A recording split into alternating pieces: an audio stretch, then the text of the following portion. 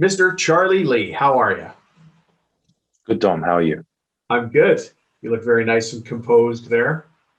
Thank you. Thanks for having me Yeah, on the show. absolutely. I'm happy to have you here, especially because you're a guest from another place, and I always love Yes. interviewing people from your part of the world. Where are you? I'm not sure if this year we're number one in the rankings or you're number one, but I'm from Melbourne, Australia, the best city in the world. Yeah, you're number two. Sorry, bud. God, What did you think I was going to say on that? yeah, day ruined. Day ruined. But you're in the you call it joinery over there, but you have your own cabinet shop, joinery shop. Yeah, but it's cabinet making. I think in the market segment that we work in, everyone sort of calls it architectural joinery, joiners. Yeah. And sometimes I do think, geez, is this a little disrespectful to those real joiners out there? But that's what the market's picked up on That's over here. exactly it. Yeah. Well, why don't we start by I'm going to ask you, Charlie, who the heck are you, and how is it that you come to be speaking to this worldwide group of fantastic, forward-facing business owners who happen to be in the cabinetry and architecture millwork space? Yeah. So I run a little architectural joinery cabinet making shop in Melbourne, Australia. Team of 4 people and some subbies. We do mainly whole house fit outs, new builds. Um, Not too much retail work, mainly for architects, builders, and working in that, I guess you could say, the higher end space in the market. And yeah, I like to say we're architectural joinery problem solvers. We don't mind difficult. We just need a plan and we get it done. Yeah, nothing really shakes you. As long as we have a clear method. No anti-gravitational stuff from architects. We can't do that. Not yet. Not yet, anyways. Yeah. I realize as we're starting the interview and I'm looking at myself on camera that I wore my New Zealand All Blacks shirt. Is that throwing you off given that you're in Australia? No, I love New Zealand. Yeah, see that right Yeah, there? That's my All Blacks fern. yeah. I mean, one thing is I think we love each other, and I don't care all that much for rugby. So Wow. fantastic. Yeah. Go ahead. Where would you want, Tom? Yeah. Yeah. Yeah. How did you get into architecture? You're a pretty young guy. It's great to have you on the show because you're Mm, young. I like seeing that energy mm, come into the business. One of the challenge, let me keep going deeper onto the question before I ask you how you got in. One of the challenges that we see in North America is it's very hard to attract people, quality people to the trade. They go through school and they're being told, come be a computer programmer. This is, do something else. But they're not being shown the opportunities that exist in trades, which are huge and consist. You can raise your family really well in trades. How did you get into it? Yeah, that's a really good point. I think um, there's a lot to talk about sort of around what you just said, but how I got in was I studied construction management right after high school at uni, and I always wanted to be a builder. Hmm. That went well for me for a year or two, and I did a couple pretty cool projects. But then things started winding down in that area. And my family has a background in cabinet making and stone. So I've been exposed to that sort of from a very young age, and also working at a retail cabinet shop selling kitchens to mum and dads for about a Yeah. year part time. So when the building side was struggling, I figured, okay, I've got this knowledge and this skill set, although very limited in cabinet making, and I have this knowledge in general building and understanding building trades and project management, and also a really, really deep passion that I had acquired for architectural building. So Hmm. the fancy houses around town, right? The really cool stuff, because we have some really amazing residential architecture in Melbourne. And so I thought, how do I combine all those things and also layer on top the overall goal, which is to build relationships and networks over time that I can leverage. And I thought, okay, architectural joinery is an amazing thing to Yeah. get into, because the people that you have access to, the really high value, difficult problems that you're solving for people, um, and the generally higher profit margins that allow you some room to play and do cool things with. Yeah. Yeah. Do you find higher profit margins when you sell directly to residential homeowners or through GCs, general contractors? The profit margin percentage is higher when you sell to direct to a mum and dad, say Yeah. residential, but the project size is often much smaller. So for a builder, you might be doing a $200,000 contract. For a homeowner, homeowners who are going to be spending $200,000 on a cabinet making scope are going to be doing that through a general contractor. Yeah, that would be a big scope. Anyway. Right, maybe a $40,000 to $30,000 kitchen. Yeah, so $20,000 to $40,000. You can. There's great work out there, but it is also a very competitive market. And homeowners sort of in that market segment, I find, are looking for a more homogeneous product, that's more difficult to compete in because you're not solving difficult problems. What do you consider a difficult problem in millwork? I think it's, I'd say 90+% of shops run with very standard procedures with the same suppliers, ordering mostly the same materials, if not the same materials then definitely from the same ranges, same construction methods, job to job. The challenge that we deal with is every single project, and then within every project, every room to room, there may be highly varying construction details. Right. So one layer of that is how do we implement all those different construction methods into our process? How can we adapt our process to deal with this inconsistent influx of downstream of information, digest it, and then create the product? So that's one area. It's the information handling. On top of that, there's just all those other little factors. You're dealing with very expensive materials that are often very fragile. You're dealing with client expectations that are so much higher than, generally speaking, what the Australian standards are or what the ISO is, because that's just not going to cut it. Things need to be grain matched. Things need to, if it's a 3 mil overhang, it's got to be a 3 mil overhang. If it's an 18 mil filler, then it's got to be between 15 and 22. It's got to be tight, Right. So just all those little things compounded with all the information. And the final thing I would say is one of those factors that's really important is additional areas of the scope that you need to tie into, whether it's metalworks, glazing, things of that nature. Other subtrades, upholstery. Yeah, just things of that, and just sort of tying all those things together and you have to have knowledge, at least on a very basic level, in those areas.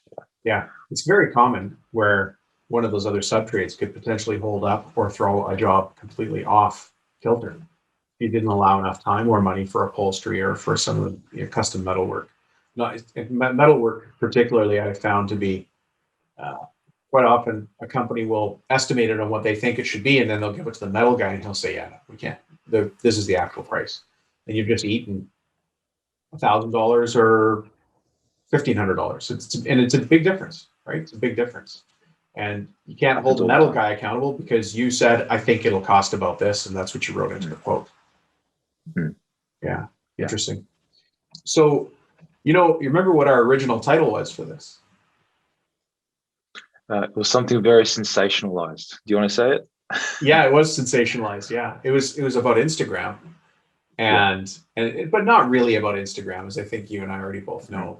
But you're a younger guy. One of the things I noticed the first time we talked is that fantastic logo you've got. And normally a logo's a logo. I don't really pay much attention, but yours looks on point. Plot. Is it plat or plot? Plot. Yeah. So over here in North America, plat is how you subdivide land. And a plot is something in a cemetery. I label. Yeah, that's right. Yeah. But we're used to dealing with the funny words that Australians and Kiwis have for things. But you had an incredible logo. I mean, really, for people who are listening to this as an audio, you should have a look at the the video on YouTube, or maybe some of the stills that we'll put on Facebook or LinkedIn. Then we got into a conversation about how you're using social media to build your shop. And then we got onto the conversation of Instagram. What could you be where you are now without the social media that you put out in the market? No, I'd like to think the ego in me thinks I'd have found a way, but no. Yeah. It's a big question, but what's your secret sauce for using different social media tools to bring you business? I think about things in value structures. And what I mean by that from a sales or a client opportunity perspective is we have a certain set of values. We can provide a certain type of value in certain forms. And there's a client out there who's looking for the same value set, who matches and is compatible with that same value set. So my goal in any form of marketing communication is to put out there what my values are. Right. Have that reach the right people at scale, and then let the matches come to me. So if I stop you right there, that's a bunch of words that you and I might understand because we're relatively comfortable with social media marketing, and you more than me, but other people may not understand what's matching values and what is scale. Can you dig into those things a little bit more? Yeah. So I think it's the way that I look at marketing. My overall goal for this business is not about cabinet making. My overall goal for this business is about building brand. Oh my gosh. So you would say you're a marketer who happens to run a cabinet shop? I don't want to say that in a disrespectful way to all the other guys, but my end goal, it isn't to run plot joinery for even 10 years down the track. This, when I got into the business, and I touched on this before, it's an excellent platform to leverage to be able to create the networks, build the brand, build the connections in the industry or otherwise that I can leverage off. I'm young. I'm still in my early 20s. I don't know what I'm going to be doing 10 years from now. And since I don't have that clear target, I think the most efficient way of using my time now is to build brand, which will magically create opportunities for me down the track. So that's the overarching thesis behind what I'm doing. Now, if we sort of draw down from that, we go into the cabinet making business. What do I mean by sort of value structures? I mean, everyone has their own identity. Everyone has their own communication, the way, what their product offering is, what their strengths, what their weaknesses are. My theory is that you just put all of that out there. Just be yourself. Just be yourself, as cliche as it sounds, and communicate in a very honest and authentic way, whilst being aware of what the consumer may want. So what is the consumer in your market segment looking for, in your market segment or the market segment that you're wanting to tap into? And how are you going to communicate who you are in a way that's going to appeal to that certain demographic? Yeah. For us, for example, we're architectural joinery problem solvers. Consistently speaking with builders or general contractors here, joinery is one of the most difficult packages for them to procure. So we've defined our product not as the cabinets. It's about making that joinery procurement process easier for them. It obviously has something to do with the product, but we've identified that the issue isn't that there's not enough guys who can make really high quality cabinetry. There's lots. Yeah. There's a lot. And we do not for a second have the deluded thought that we are the best cabinet makers around town. Right. But we can try to offer the best client service. Right. So that's the angle that we're looking at.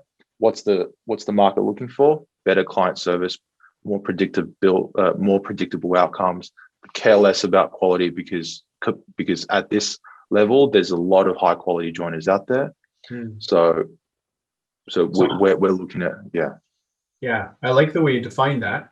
And we talk a lot about that on this show, is that I'm a marketer who happens to run a cabinetry shop, or quite often I'll say I'm a businessman who happens to run a construction company. It's very different than Yeah. being a cabinet maker who runs a cabinet shop. And again, like you said, I'm not knocking that. That's just it just is what it is, right? It just it's just on the page. You just have to deal with it.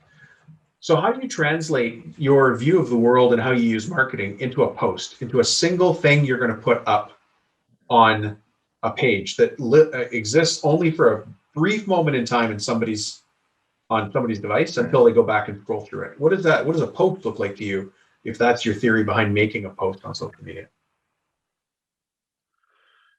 I think for most people, the post should be what your insecurities are telling you not to post. Whoa. Okay. We got to be Right? careful with that one, I think. But what do you mean there? I think I think where I think business owners in the cabinet making space, sort of, or just all sort of small businesses, all businesses, have their own subjective opinion of what's best for their business, and that's what they run with, right? In my opinion, I think you should be putting a lot more out there than most people are. I think you should be showing people a lot of behind the scenes, a lot of what the processes are, a lot of what goes wrong, a lot of the challenges, your thinking and your methodology behind how you build things. So that they're the things that I really like to focus on. And sort of not worrying too much, or not overjudging yourself on the idea of what may someone else think about this post, or the market is going to think that I'm not professional, or is this newsworthy? Or do people care? I think, because it doesn't matter what people care or not. It's you're just putting out. So let me capture a scenario and see if you think, because I think where we're going is probably the same place, is that as a business owner, as running a cabinet shop, I might not think that creating a new cart to move tools around from station to station is a big deal. We've always had stationary carts, but we made this one out of wood. We threw some casters on the bottom, some wheels. Maybe one of our lead bench fabricators did it. Taking a picture of that and putting it on social media and saying, hey, look at this new innovative way we have for moving sensitive equipment around the shop. Is that a good news post for you, or is that a waste of time? I think that's really good. I think we need to humanize. One of the really icky things that I don't like about the market segment I'm in is there's so much focus on the architectural photos at the end. There's so much focus on the photos that are just touched up, and it's got perfect angles shot with tilt shift lenses, and that's what we think the market wants to see, right? Yeah. But I think there's an extreme shortage and yearning of real communication on a deep, on a more candid, on a more real sort of level. So, talking about the process of, like I've made videos where I've done stone install jobs with my dad, and sort of talking about the process of how, and maybe not saying it directly, but really showing sort of the influence that my dad has had on me, and in the stone or whatnot, doing making videos on how we built just one TV unit. What was all the thinking behind it? How do we deal with the issues? How do we deal with the mitered end panel to the door? How do we deal with the solid black frame? What is, I just learned what a Danish soap finish is, and sharing that with the world. What's a Danish soap finish? I think just that's because it's obvious to you stuff. doesn't mean it's obvious to the client. Yeah. Of course not. When COVID first came out, one of the things that I encouraged people to do was take a couple of, I call them trust breadcrumbs, videos you need to show anybody who's looking at your website or your social media that you're taking this seriously. And so I had clients, and they sent pictures, and you can go back and see them in the old posts, of pictures of our new hand wash station. pictures of our new, dispensary, and it was some fancy thing where you step on the pedal. And once you give a project to the woodworking guys on your floor, they want to make some cantilevered object that you brush past and it automatically dispenses hand sanitizer. But those are perfect. Those are the kind of things.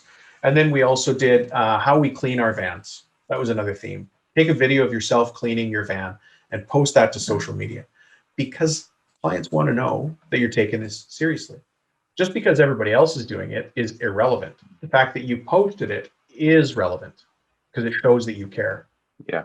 Yeah. So what you're speaking to is you have to contextualize what you create to the values of who you're communicating with. If they're worried about COVID, if they're concerned, if the market is concerned and they want to have that reassurance, that's perfect. Where in Melbourne, COVID wasn't such a huge issue relative to North America, for example. That may not have worked as well. That may not have spoken to the market as well. So it's really thinking about the consumer and then contextualizing your communication to what their needs are and what their values are. Yeah, I've struggled with that myself in my own companies. I've had other companies where we've celebrated certain types of events, annual events where gifts are exchanged, and then I would get feedback inside this big corporate company. These are 200 and 300 employee companies, and people would say, "Well, Dom, you're celebrating that event too much, but you're not paying any attention to the way I celebrate that event." So then we had to celebrate their event their way with their cake, and pretty soon it just became a watered down. We're just celebrating everything. And so I said, when I started this company, look at the name of the podcast. It's pretty specific: Cabinet Maker Profit System. You should listen to the show if you're a cabinet maker who wants to make money, right? And so right away I defined that, and I hope everybody sees this. I like fishing and I like hunting and I like playing with my kids and hanging out with my wife. And if you don't value those things, you're just not going to like what we talk about here, because that's what we talk about here. In the lens of helping a cabinet shop owner make the business what they want it to be. And it doesn't matter if you don't like fishing and hunting, but that's what I like. And as long as you're willing to accept that, we're probably going to get along great. Yeah, I think you're speaking to another really important point, which is narrowing your focus and niching down. I think that's it's hard when you don't have a really big pipeline of work and things are a little bit uncertain. But I think it's better sooner than later to take that leap, as long as it doesn't kill your cash flow or put you out of business. Yeah, and focus. Be confident to say we do wine rooms, and that's all we do. Yeah, and that's the other thing that marketing does. I think a lot of people, they don't want to pay to play. They're selling a high-end product, a luxury goods product. They don't want to spend the money on the sparkling waters in the showroom, to say, per se. You know what I mean? So I think you have to by effectively marketing yourself and increasing sort of the number of leads and the types of leads and the quality of leads that you're getting, that gives you the opportunity to choose, and that choice and tailoring the projects to who you are and how your business operates has a direct impact on your profit margin. Direct impact. Yeah. But I just want to cap that off with, it's very dangerous to think about social media in terms of sales. I think you have to think about it in terms of creating media. You're a media company. You have to create stuff that people want to see, that people find entertaining or educational, that brings value to people. You can't think of it as the sale. The worst thing that I see cabinet makers do is they say, at the end of every post, they say, call us on whatever for your cabinetry needs. Like, you just fucked up the opportunity with that. You shouldn't say that on the. Yeah. You shouldn't say that in your post. You should just let the post be, and people will reach out to you when they're ready. You should not think about the sale at all. You're just trying to provide value to the audience, and the karma will come back to you. That's the most effective way. I started the business. When I first started the business, I ran heavily targeted Facebook ads focused on lead generation. Yeah. Because I'd spent all my money and I'd spent all my money on the business and I needed results. Yeah. So with that, and I did well. I got good results from targeted leads. But then once things got a little more comfortable and I was like, okay, then I switched to my philosophy of just creating value-based content, value-focused. How can I provide the most value to whoever's looking at my content? Yeah. And the quality of the leads, the number of leads, the value of the leads just exponentially increase, because it's almost like you're doing your client a favor. Oh my gosh, we found someone who can solve our problem, as opposed to, you want my business. It's a totally different dynamic as well. Yeah, I will admit I still have trouble with social media because I don't understand it through and through. I have people who understand it better than me, people like yourself and other people I work closely with, but I still think marketing should have a call to action, and I get corrected all the time.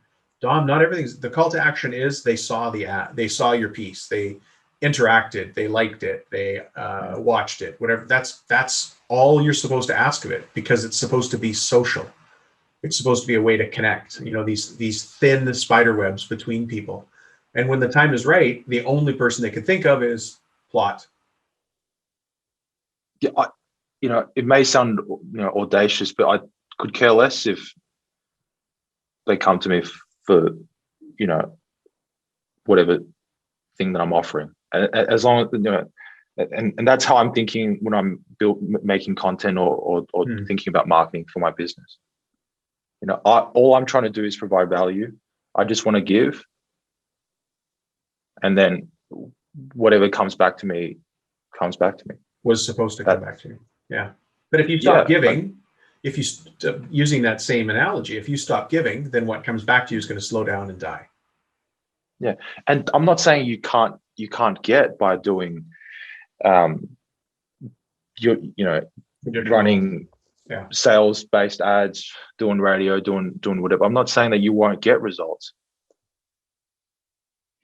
but don't use that as a point to argue. Don't use that as a way to turn yourself away from getting potentially much better results. Not all results are equal. I think people say, word of mouth. I think word of mouth is bullshit. Like word of mouth is. We agree there. You're not creating new networks. You're not creating, and word of mouth often stagnates you in a certain market segment as well. So where's the network growth? And I just offended a lot of people because people say, oh, I get all my work through word of mouth with pride, with extreme pride, right? Yeah. And that's fantastic, but yeah. Can I comment on that? Say anymore. No, please. No, it's okay. I've been saying the same thing for a lot longer. I'll meet somebody who has a company, and I'll say, well, how do you get your business? And they, with pride, will say word of mouth and yellow pages in the old days, right? Or newspaper ads, or we have some Google ads and things like that. But really, that's hope and a prayer marketing. I can't control word of mouth. It comes or it doesn't. Now, I've seen some people doing a brilliant job with word of mouth, by the way, taking that into social, when we talk about social media. One of them is somebody I know really well. They're on the contractor strategy group. They're called 1010 Kitchens. Anybody that wants to look them up, you'll know exactly what I mean as soon as you see their website. And what they've done is they've answered this question, Charlie, that you posed, which is, why do I have to look at a blank kitchen, an empty, sterile kitchen, when you're showing me your work? Well, when you go to 1010 Kitchen's website, it's a bunch of people holding a sign that says, we love our 1010 kitchen. And it's kind of this, not a weird angle, but it's this upward angle down. It's very candid. They're usually holding their dog. It's actually the kitchen, the percentage of kitchen in the picture is very low. The percentage of person in the picture is because very the kitchen that you build doesn't matter. No one gives a shit about the kitchen that you built. It's the people you built it for. It doesn't matter. No, you're the nerd who thinks that the grain matching is beautiful and the French polisher did an amazing job. The consumer is buying with emotion. They're not buying using technical knowledge. It is nice to have beautiful pictures of your work because the work is stunning, but I'm not drawn to it. I'm not drawn to it until I can see the kitchen being used, because a kitchen that's not used is a showroom. And so I think an example of what you're talking about is anybody who wants, go look at 1010 Kitchens, and it's just spell the word out, 1010. If you can't spell those two words, you should probably just unsubscribe from the show. We don't have a lot. It's just 1010 Kitchens. And you'll see what they do. To your point, it's a real engaging way to pull people in. And it automatically, you feel welcomed into those pictures. And of course, what's a kitchen for? Every house party ends up in the kitchen.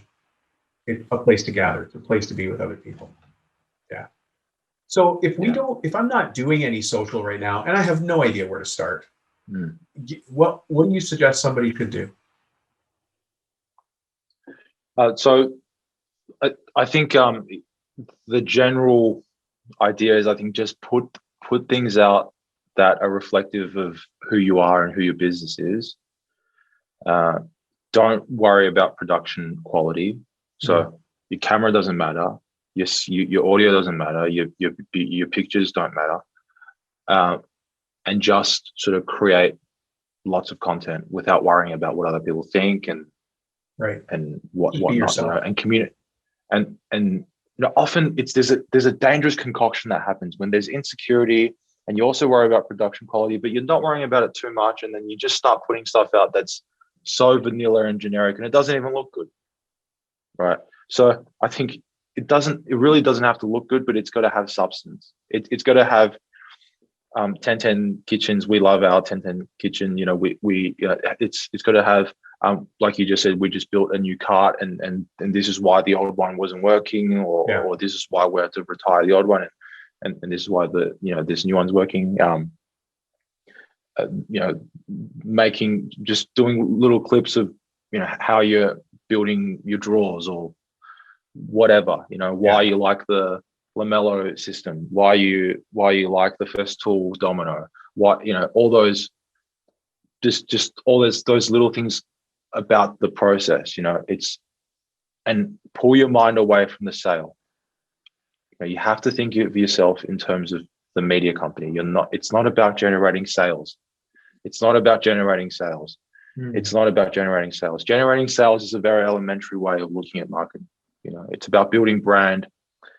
Don't obsess over quantitative data. Like you said, you need a call to action. We need to work out a conversion rate.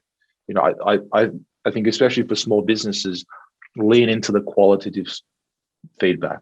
Lean into what people's reactions are. Lean into how people feel about your business. That is more important, especially for small businesses, in my opinion, than any quantitative data set.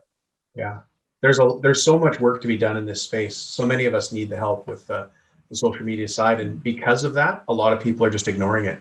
We have old and outdated websites with pictures that no longer are recognized by Google, that aren't relevant. And when I tie that back to when somebody's looking for a new job, the labor market here in North America is beyond tight. It is so crazy tight.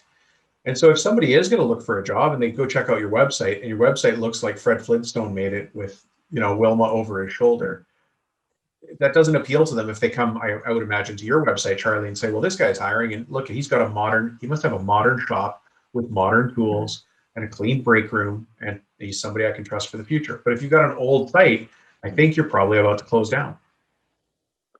You have to communicate that. I just hired a few guys, and how I did that was I made a recruitment video. I got professional videographers, and I spent many thousands of dollars making a recruitment video. You can see that on my Instagram page. And in that recruitment video, I wanted to convey what our values are. So say this is exactly, whether we're looking for employees or looking for jobs, it's the same thing, right? This is Plot Joinery. This is what we stand for: consumer experience, a healthy environment that's not driven by fear, compassion, empathy. These are the things that we look for. Okay. This is what we're about. If your values align with us and you're an excellent tradesman, I want you to get in touch, because we're going to be likely a good match, or we could be a good match. Wow. It's the same, when the market's tight for work, look, the way I look at the labor market, and I'm going to go there because I'm pretty passionate about HR as well. Supply and demand, right? Everyone is just posting on Facebook and on whatever platform, whatever HR platform is in your market, whatever, ZipRecruiter, Seek, whatever. Everyone's just posting generic ads, same descriptions. And we're looking for a hardworking, keen tradesman with the whatever, it's all generic. It's all like you're walking down the milk aisle and it's all the same. Yeah. And how do you make it custom? Tell us what you do? So I had two options. Either go to a recruitment agency and I'd pay them 14% of whoever they find for me, 14% of their first year's wage, call that 10 grand. Yeah. Or I said, shit, I could take 10 grand, spend 5 grand making a video, spend 4 grand running ads against it, and I guarantee I'm going to find better candidates. Sure. Right. So understanding what putting your values out there, putting yourself out there. So I made the video, I spent the X number of thousands of dollars running ads on Facebook, Instagram. I also paid for a placement on a recruitment website. Yeah. And and with that, say sub $10,000 HR recruitment investment, I got probably 10 or so really like good candidates that I could consider. And inbound and applications, I got maybe 100. Right. So okay, so you got 100 and you've considered 10 of them. 10. Yeah, well, it's still So it's, and that also goes back to, you got to pay to play. Don't be stingy with the important shit. You got to pay to play. We talk about this on the show a lot. And a business owner of $1 million company has a revenue responsibility per hour of $500. And that's just the assumption, the basic assumption that you're working 2,000 hours a year, 40 hours a week, 50 weeks a year. Yeah. So you can't come to me and say that your $500 an hour is worth it running an ad on Indeed. Go get somebody else to do it. If you can't do what Charley's doing, pay the recruiter, but find a way. Your job at $500 an hour for just $1 million company is to find a way. Yeah. You have a lot of insight for somebody I'm going to say it, of your age. I really enjoyed speaking to you and hearing your perspective on this. You have a very measured thought process that you're not just speaking off the cuff. You've considered these things before. Yeah, thanks. I appreciate that. But I guess I just want to end on a softer note, which is I have a lot of empathy for this social media stuff. People doing it. It's very hard. There's so much friction in that process. I love doing it. I can do it. I get it. I grew up with YouTube and Facebook and all of that stuff, with even TikTok. Even TikTok is relevant to someone in my age demographic, so, even me with my cameras and stuff like that, it's really hard, when you're in the heat of the fast paced moving thing and there's shit happening everywhere. You're just not in the mood to film videos or make content or write a post because you've got real problems to deal with. Yeah. You have to, and so I really empathize with how difficult it is, but I also can't overstate how important it is, in my opinion. And all that time that you're spending working on your business in other areas, I think there's such little competition on social media between cabinet makers. You can really make a dent with not a whole lot of effort. So I empathize, but with love, I urge you to do something. Go figure it out. Well, it's easier today than it will be tomorrow. And I think, and it sounds like you're probably going down the same path as me on this, but I don't want to put words in your mouth. You're probably going to get it wrong before you get it right. So just go do something. Yeah, I'm still getting it wrong. Look at it. I'm still doing it wrong. Yeah. Yeah. For sure. Yeah. Charley, thank you. It's been great. If somebody wants to get in touch with you or find out more about you, or maybe they're in Australia and want to talk to you, how do we find you how do we find you on Instagram? Yeah, I'd say, people ask me for business cards and I don't have one, so I barely have a website. So just find me on Instagram. It's at Plot Joinery, PLOT Joinery. That's where you find me. Send me a message. That's where you find me. Yeah, it's so simple, right? Yeah. Well, Charley, I appreciate it. Thank you very much for taking the time out to join me. It is early tomorrow for you from where I'm talking to you now, isn't it? Yeah. Yeah, I'm Thursday and you're Friday. I'm Friday, 8 o'clock. So 8 o'clock in the morning or 8 o'clock at night? In the morning. I love it. But it's winter, so it's darker. Yeah. It's summer here. It's hitting us hard, as you can tell. Yeah. My hair didn't start out slicked back today. It just looks like this in the video. All All right, Charlie. Thank you so much for joining me. Have a great day. Thanks. Take care. Thank you. Thank you. Bye-bye.